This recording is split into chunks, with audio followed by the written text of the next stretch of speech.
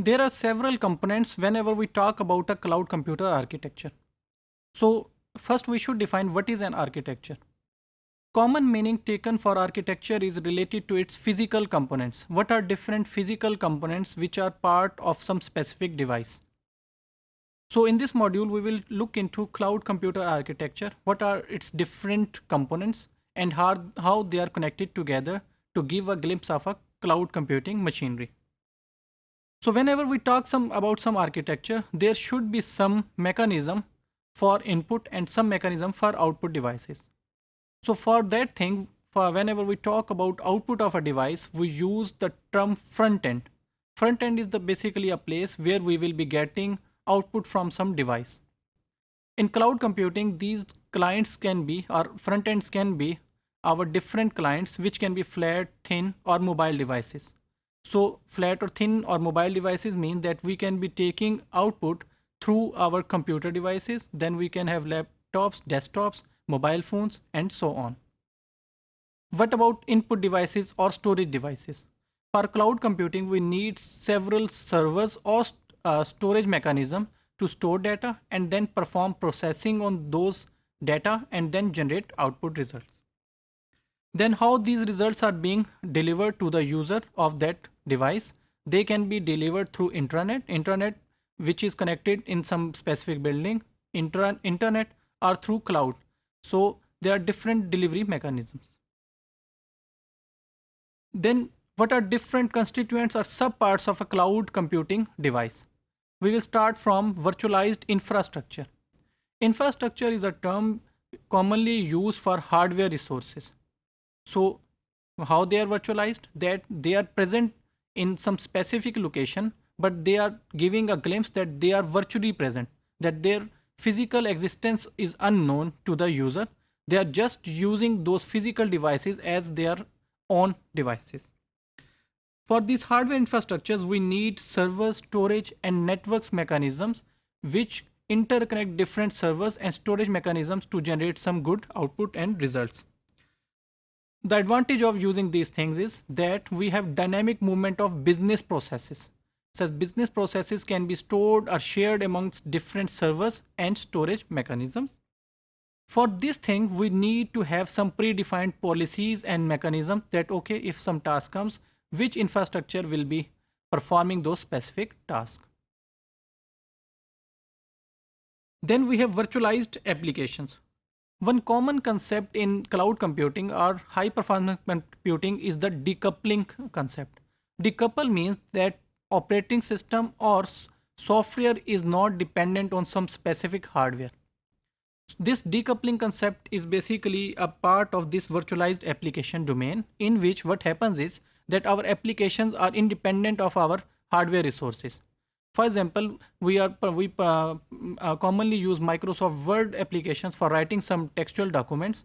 These Microsoft Word documents, they are very good on working while on Windows machines, but they don't work on Linux or other machines. So if we have some virtualized applications, then these words application can be run on different other operating systems. Similarly, operating systems are specific to some specific hardware machinery. But in virtualized things, what we can do, we can run different operating systems on some hardware, and there for user the system remains the same. So grid execution coupled with software oriented architecture to enable scalability. So software oriented architecture means that in which user is just interested in his services. He doesn't want to know what are the inner details, how his services are being developed and delivered to him. He just sees that, okay, which service he has got, is it okay or according to his needs. If it is okay, then he just gets those information. Then we have security and identity management. So security and identity management means that whatever resources which are being get from a cloud computing, they are secure, and then they can be identified for some specific user. So user knows that, okay, if he's in a grid computing machine, then he knows what is it's done. That whenever he submits a job, he knows the number of his job and he can get his results at some specific time. So for that purpose, we have some information asset management system. So this asset management system will help to differentiate assets of different users from other users. So every person knows that what are his assets on some specific cloud device.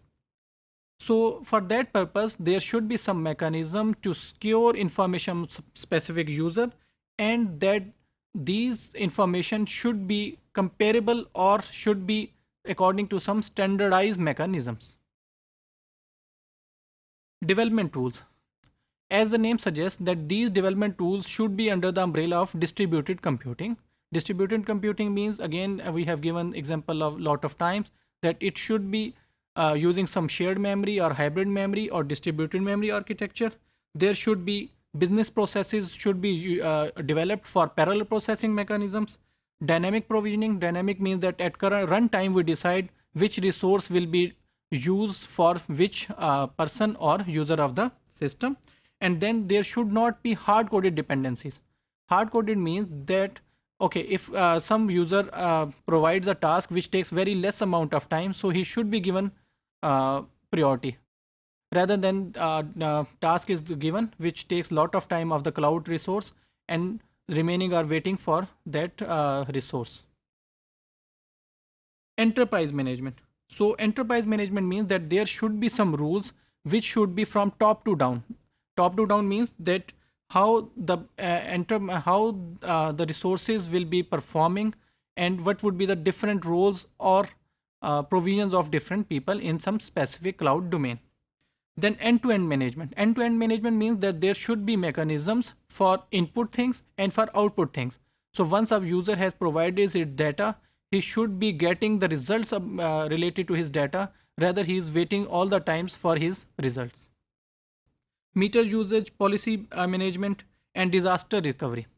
So meter usage is that he should be billed whatever he is using. And what is disaster recovery? If somehow our systems fails, or there is some electricity breakdown or some storage mechanism breakdown, then there should be some mechanism to recover those things. That data should not be lost, or the processing which has already been done, it should be safe, and computers should start processing from the same location. Then we have multi-tenancy supports. So multi-tenancy, what is the meaning of multi-tenancy, or what is the meaning of tenants? Tenants हमारे basically किराएदार होते हैं जो basically users हैं which are using cloud resources to perform their task. Whenever we talk about this multi-tenancy support, we need to take care of three different things. Number one is resource sharing. Resource sharing, resources can be software, hardware, or firmware. So our tenants, how much they are paying, and what would be the level of these resource sharing, how much hardware will be shared, how much software, and what would be the operating system sharing between resources. Then security isolation. So security isolation means that our resources and security of users both should be safe. For example, if there is some conflict of interest, then how we will solve this conflict of interest, which user will be getting priority and why. Then customization. So customization means that each tenant should have results according to his own needs. For example, we can have different user interfaces for different users. For example, some people find it convenient to write commands. Commands means that for example, we have command prompt interface in our Windows system. On the other hand, other people like clicking on mouse. So they require that our results should be in the form of folders. Someone says, no, we will be writing commands on the command prompt. So those things should be according to the need of the user. Then we have different processes and data which is related to user requirements. And these users are tenants of our system. Here I have given an example of a cloud which is from the Siemens basically. So if we see this cloud, there can be different parts of this cloud. Number one is this cloud reference architecture, which is name of this cloud, or which we have just shown here, that this is basically a reference architecture taken from Siemens. So there are two things here. This one is basically, and the examples, other examples can be this Microsoft Windows Azure platform, which is very famous, and then we have Amazon cloud platform. So what is happening is that we have different parts. At the upper part, we have this client.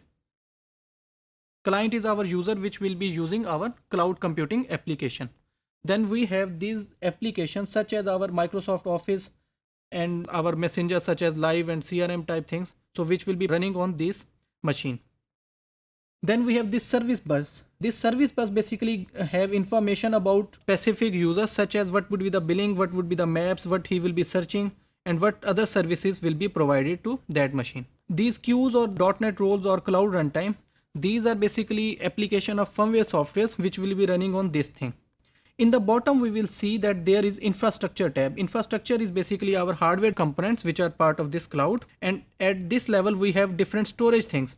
That what would be the storage mechanism? Will it be some table type storage, blob type things, SQL type things, or what would be the storage mechanism? And on this thing which is being used in all these things, which is basically a management tab, how we will be managing different components which are infrastructure, storage, client, application, and so on. How these things will be managed is shown in this part. And similarly, this parallel thing is basically security, because all these components should be secured and there should be some security mechanism. Similarly, we are given an example of this Amazon cloud platform here. Again, we have this infrastructure, this storage, this cloud runtime, these services, and these are applications, and these are our clients. And similarly, we have this management part and we have this security part. So as we have said earlier, there are four different things: infrastructure as a structure, platform, which is our operating system part, then we have software as a service, which is our application part, and then we have client dealing, which is our data as a service part.